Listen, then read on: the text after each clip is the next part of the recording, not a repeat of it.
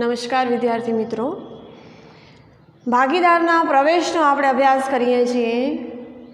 પ્રવેશમાં આપણે નાના દાખલાનો અભ્યાસ કર્યો, ત્યાગનું પ્રમાણ શોધ્યું, નવું પ્રમાણ શોધતા શીખ્યા, પાઘડીની હિસાબી અસરો આપતા શીખ્યા।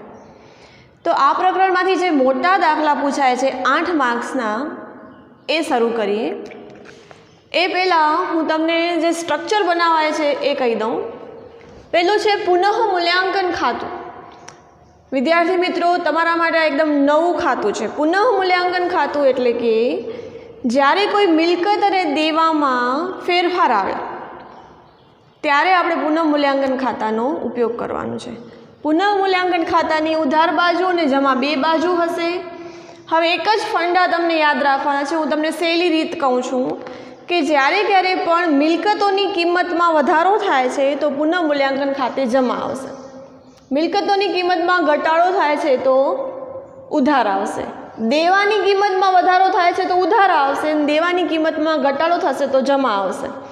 મતલબ તમને યાદ શું રાખવાનું છે, જ્યારે આપણને ફાયદો થતો હશે તો જમા, જ્યારે આપણને નુકસાન થતું હશે તો ઉધાર। ફાયદો જમા, નુકસાન કરશું ઉધાર, ઉપજ ખર્ચના નિયમ પ્રમાણે, બરાબર। ભાગીદારોના મૂડી ખાતા, જૂના ભાગીદાર અને નવા ભાગીદારનું ભેગું મૂડી ખાતું બનાવવાનું, રોકડ ખાતું અને પાકું સરવૈયું, આટલી વસ્તુ બનાવવાની છે। આપણે એક દાખલા નંબર 12 તમારી ટેક્સ્ટબુકનો, પી અને ક્યુ। પી અને ક્યુ 3:2ના પ્રમાણમાં નફો નુકસાન વહેંચતા ભાગીદારો છે। 31/3/16નું તમને પાકું સરવૈયું આપી દીધું છે, બરાબર। મૂડી દેવામાં મૂડી, પ્રોવિડન્ટ ફંડ લેણદારો, મિલકત લેણામાં જમીન મકાન, દેવાદારો, સ્ટોક, રોકડ અને પાઘડી। હવાલા પહેલે કરશું, કાચું સરવૈયું, પાકું સરવૈયું પછી કરશું। હવે એના પહેલાં આપણે શું કરશું, ત્યાગનું પ્રમાણ શોધી લેવાનું, કેમ કે નવું પ્રમાણ તમને આપી દીધું છે 5:2:3 અને જૂનું પ્રમાણ છે 3:2। હું અહીંયા પહેલે રફમાં કરું છું, પી, ક્યુ અને આર। જૂનું પ્રમાણ છે 3:2 અને નવું પ્રમાણ છે 5:2:3।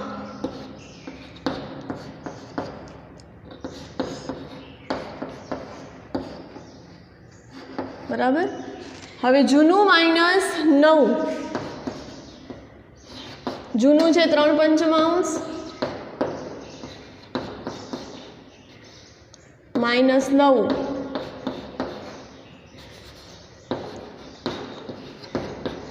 2/5 માઇનસ 2/10, બરાબર। જૂનું પ્રમાણ માઇનસ નવું પ્રમાણ, 3/5 માઇનસ 5/10, 2/5 માઇનસ 2/10। હવે સમછેદી કરીએ એટલે ગુણ્યા 2 થી કરવાનો, એટલે 6 માઇનસ 5/10, 4 માઇનસ 2/10, 1/10 અને 2/10, એટલે ત્યાગનું પ્રમાણ આપણને મળશે 1:2, બરાબર। ત્યાગનું પ્રમાણ આપણને મળી ગયું 1:2। યાદ રાખવાનું છું, અહીંયા લખી દઉં છું, ત્યાગનું પ્રમાણ છે 1:2। ત્યાર પછી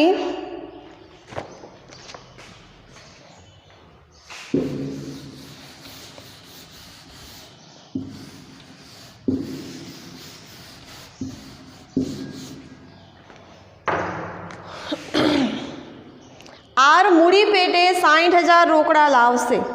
હવે મૂડીની આપણે અસર કરી દેવાની પહેલાં કે જૂના ભાગીદારોની જૂની મૂડી તમને આપી છે પી અને ક્યુની, એટલે પી અને ક્યુની મૂડી ખાતામાં જમા બાજુ પહેલે લખવાની જૂના ભાગીદારોની મૂડી, બાકી આગળ લાવ્યા। પી અને ક્યુની મૂડી છે પાકા સરવૈયામાં 70,000 અને 50,000, 70,000 અને 50,000। આરમાં હમણાં ડેશ કરી દઈએ। હવે આર છે મૂડી પેટે 60,000 રોકડા લાવશે, તો આપણે આમ નોંધ શું કરતા હતા, રોકડ ખાતે ઉધાર, નવા ભાગીદારના મૂડી ખાતે જમા। તો રોકડ ખાતું છે આપણી પાસે, બરાબર। રોકડ ખાતાની બાકી આપી દીધી છે 4,000, તો પહેલે લખી દો, રોકડ ખાતાની હંમેશા બાકી કઈ હોય, ઉધાર, બાકી આગળ લાવ્યા 4,000। હવે આર લઈ આવે છે કેટલી લઈ આવે છે? 60,000. એટલે આરના મૂડી ખાતે 60,000. બરાબર. એટલે મૂડી ખાતામાં બંનેની મૂડી જૂના ભાગીદારોને લખી, નવા ભાગીદારના ખાનામાં 60,000 અને વિગતમાં આવશે રોકડ ખાતે. આમ નોંધ થાય છે રોકડ ખાતે ઉધાર તે આરના મૂડી ખાતે જમા, જે આપણે પહેલી આમ નોંધ મેં તમને ટૂંકા દાખલામાં શીખવાડી. પેઢીની પાઘડીની કિંમત 30,000 નક્કી થઈ. હવે પેઢીની પાઘડી, નવી પાઘડી 30,000 નક્કી થઈ અને તમે જૂની પાઘડી જુઓ, જૂની પાઘડી હશે એ હંમેશા જૂના પાકા સરવૈયામાં હશે. અત્યારે જે પાકું સરવૈયું આપ્યું છે એને જૂનું પાકું સરવૈયું કહેવાશે અને આપણે અત્યારે બનાવશું એ નવું પાકું સરવૈયું હશે. હવે જૂના પાકા સરવૈયામાં જૂની પાઘડી 20,000 છે તો જૂની પાઘડી પહેલાં આપણે શું કરી દેવાની? માંડી વાળશું જૂના ભાગીદારોને જૂના પ્રમાણમાં. 20,000 છે, 20,000ને આપણે શું કરવાનું છે? 3:2 પ્રમાણમાં વેચવાનું છે. એટલે આપણે અહીંયા લખી દેવાનું પાઘડી 20,000ને આપણે 3:2 પ્રમાણમાં, એટલે 12,000 અને 8,000. બરાબર. હવે નવી પેઢીની પાઘડી છે 30,000, તો 30,000 નવી પેઢીની પાઘડી છે એનું આપણે શું કરવાનું છે? તો આરના ભાગની પાઘડી જોવાની છે કે આર છે એ નવો ભાગીદાર છે તો આરનો નવો ભાગ કેટલો છે? 3/10 છે. એટલે આરના ભાગની પાઘડી 30,000 ગુણ્યા એનો ભાગ કેટલો છે? 3/10 એટલે આવશે 9,000. બરાબર. હવે 9,000 એના ભાગની પાઘડી છે, એને આપણે ત્યાગના પ્રમાણમાં 1:2 પ્રમાણમાં વેચવાની છે. હવે કે શું છે કે આર તેના ભાગની પાઘડી રોકડમાં લાવશે નહીં. જો રોકડમાં લાવે તો રોકડ ખાતે ઉધાર, પાઘડીના પ્રીમિયમ ખાતે જમા, એમ કરતા હતા. હવે રોકડમાં નહીં લાવે તો આરના મૂડી ખાતે ઉધાર તે જૂના ભાગીદારોના મૂડી ખાતે જમા. એટલે એની આમ નોંધ કાંઈક એમ થાય, આરના મૂડી ખાતે ઉધાર તે પીના મૂડી ખાતે તે ક્યુના મૂડી ખાતે જમા. આ એની આમ નોંધ થાય. કયો પ્રમાણ આવશે? 1:2 એટલે આવશે 3,000 અને 6,000, 9,000, 3,000 અને 6,000. આ એની આમ નોંધ થતી. બરાબર. મેં તમને અગાઉ શીખવ્યું છે. હવે આને ખતવણી કરવાની છે તો આરના મૂડી ખાતે ઉધાર, તો આરના ખાનામાં ઉધાર બાજુ લખશું મૂડી ખાતે, આરના મૂડી ખાતે ઉધાર 3,000 અને 6,000. બરાબર. એટલે વિગતમાં શું આવશે? અહીંયા કને પીના મૂડી ખાતે અને અહીંયા આવશે ક્યુના મૂડી ખાતે. સમજાય છે? ત્યાર પછી પીના મૂડી ખાતે જમા અને ક્યુના મૂડી ખાતે જમા, એટલે પી અને ક્યુના મૂડી ખાતે જમા બાજુ લખવાનું 3,000 અને 6,000. વિગતમાં શું આવશે? ઓપોઝિટ આરના મૂડી ખાતે. આમ નોંધ આવડતી હશે તો ખતવણી આરામથી આવડી જશે. હું ફરીથી શીખવું છું. આરના મૂડી ખાતે ઉધાર, તો આરના મૂડી ખાતાની ઉધાર બાજુ આવશે. પી અને ક્યુના મૂડી ખાતે જમા છે તો પી અને ક્યુના ખાનામાં જમા બાજુ આવશે. બરાબર. વિગતમાં તો તમને ખબર છે કે પી હોય તો ઓપોઝિટ જ લખવાનો, આરને આરના ખાનામાં લખ્યું એટલે પી અને ક્યુ જ આવે. સમજાય છે? ત્યાર પછી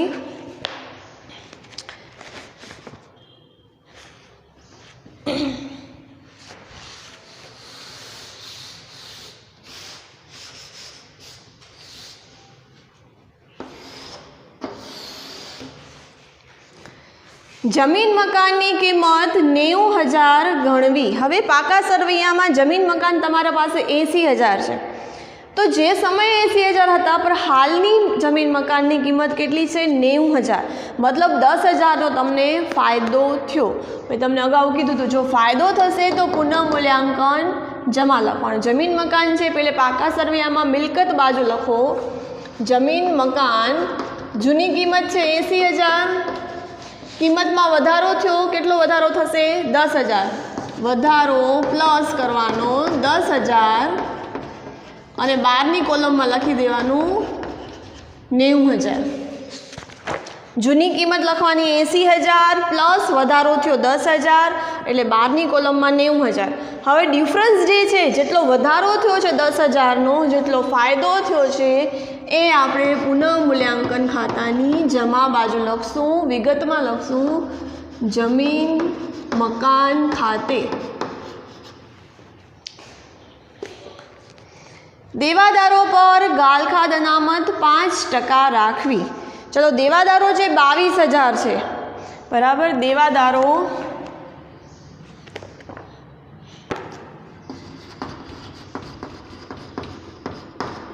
देवादारों छे 22,000 5% गालखाद अनामत राखवानी छे। 5% गालखाद अनामत माइनस करशुं तो 22,000 ना 5% केटला थशे 1100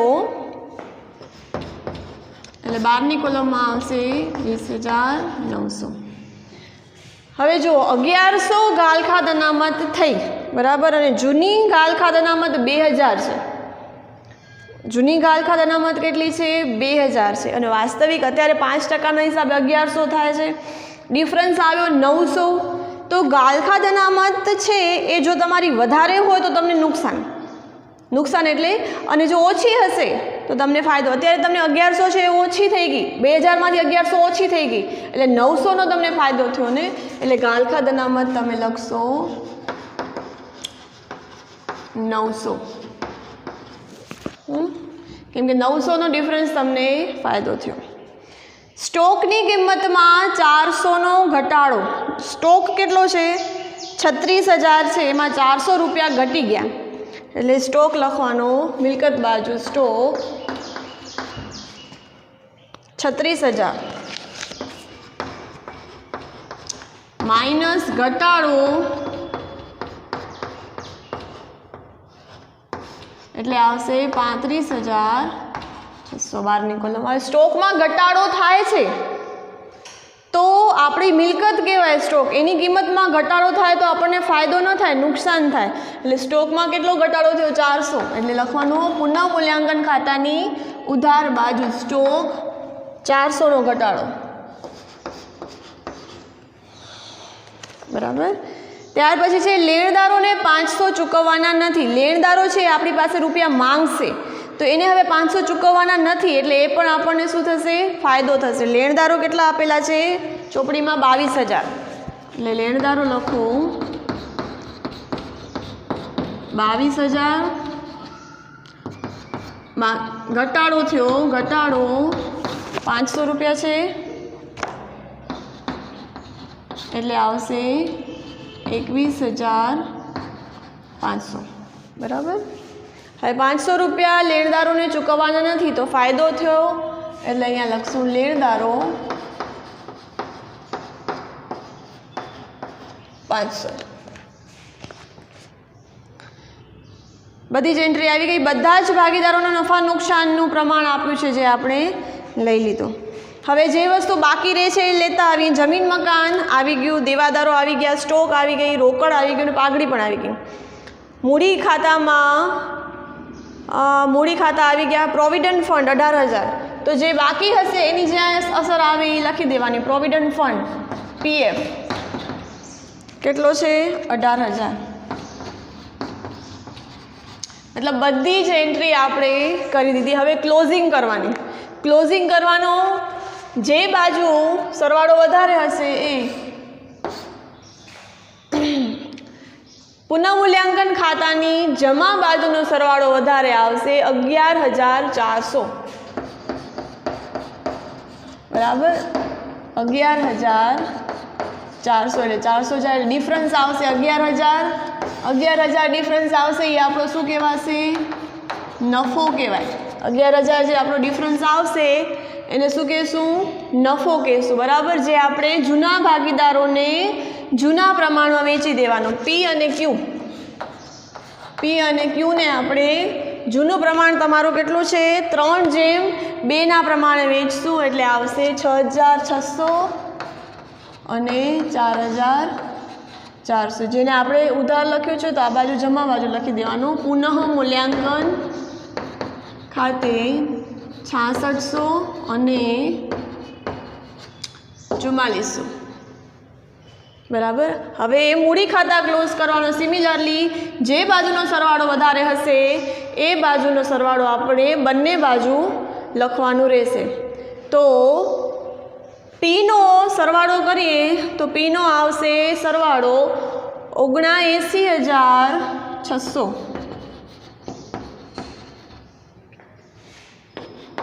79,600 માંથી આપણે 12,000 બાદ કરશું એટલે આવશે 67,600. એને લખશું બાકી આગળ લઈ ગયા. ત્યાર પછી ક્યુનો સરવાળો કરશું 60,400. બરાબર.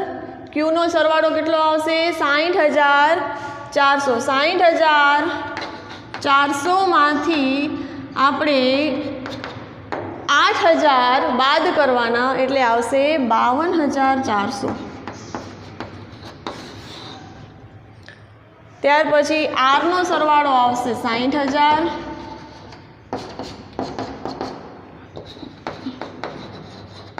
60,000 માંથી 6 ને 3 7 8 ને 9,000 આપણે બાદ કરશું એટલે આવશે 51,000.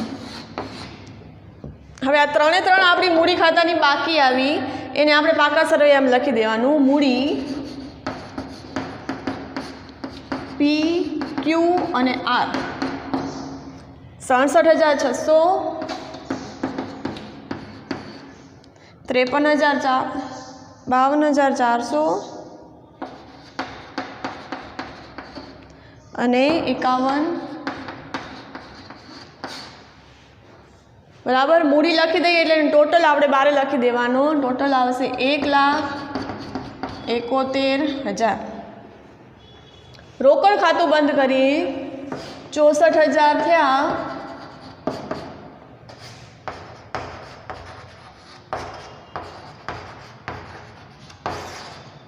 બાકી આગળ લઈ ગયા. રોકડ હંમેશા મિલકત બાજુ આવે. રોકડની બાકી 64,000 લખી દેવાનું.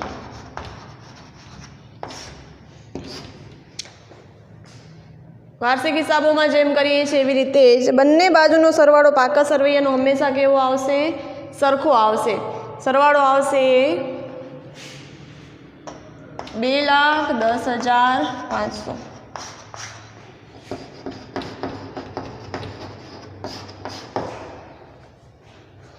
બરાબર. આ આપણો પ્રવેશનો મોટો દાખલો પૂરો થયો. હોમવર્કના દાખલા આપું છું. આ જ દાખલો ફરી એક વખત સમજવાની કોશિશ કરજો. મહત્ત્વની વસ્તુ છે પાઘડીની અસરો. બરાબર. રોકડમાં લાવે છે તો શું થશે? રોકડ ઉધાર, પાઘડીનું પ્રીમિયમ જમા. પાઘડીનું પ્રીમિયમ ઉધાર તે જૂના ભાગીદારોના ત્યાગના પ્રમાણમાં આપણે જૂના ભાગીદારો જમા કરશું. જ્યારે રોકડમાં નથી લાવતો તો ડાયરેક્ટ આપણે નવો ભાગીદાર ઉધાર, જૂના ભાગીદારો જમા ત્યાગના પ્રમાણમાં. બરાબર. આ બધી વસ્તુ અમુક તમે જેમ પ્રેક્ટિસ કરશો તેમ તમને યાદ રહી જશે અને તમને સરળ લાગશે. આભાર.